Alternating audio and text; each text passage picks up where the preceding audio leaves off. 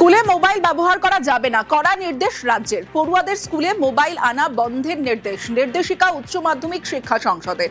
জরুরি পরিস্থিতিতে শিক্ষকের অনুমতি নিয়ে মোবাইল ব্যবহার, জরুরি পরিস্থিতিতে মোবাইল আনলেও সুইচ অফ রাখতে হবে।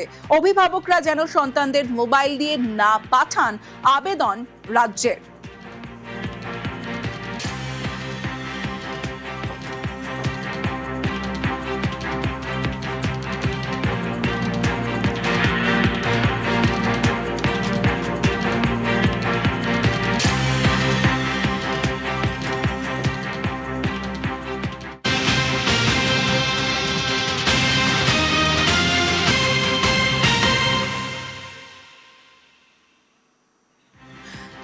টাকার মাদক সহ কসবার হোটেল থেকে গ্রেফতার করা হয়েছে একজনকে। কলকাতা পুলিশের গোয়েন্দা বিভাগের নার্কোটিক সেল অভিযান চালিয়ে ওই ব্যক্তিকে গ্রেফতার করেছে।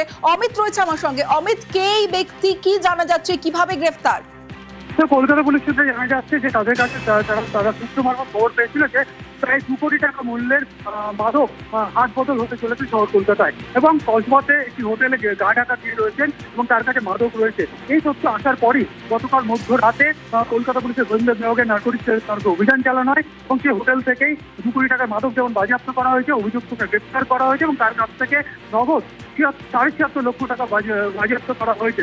মূলত হাট বদলের আগে কলকাতা পুলিশের সাফল্য এবং হাট বদল হওয়ার আগেই মাদক ধরা পড়েছে, মাদক তারা বাজেয়াপ্ত করেছেন এবং যেটা মনে করা হচ্ছে যে নর্থ ইস্ট থেকে এই মাদক আনা হয়েছিল এবং এই র্যাকেটে আর কারা কারা রয়েছে সমস্তটাই তথ্য তারা সন্ধান চালাচ্ছেন এবং তার সাথে নিয়ে তাকে জেরা করার কিন্তু প্রক্রিয়া শুরু করা হয়েছে পুলিশের তরফে।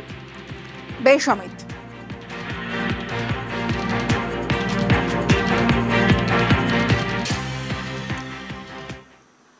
গোয়ালপুকুর থানা শোলপাড়া এলাকা থেকে 5 বাংলাদেশি নাগরিককে গ্রেফতার করা হয়েছে। বৃহস্পতিবার রাতে গোয়ালপুকুর থানার আইসি পিনাকি সরকারের নেতৃত্বে অভিযান চালিয়ে এই 5 বাংলাদেশি নাগরিককে গ্রেফতার করে পুলিশ। ধৃতদের বাড়ি জানা গেছে বাংলাদেশের ঠাকুরগাঁওয়ে।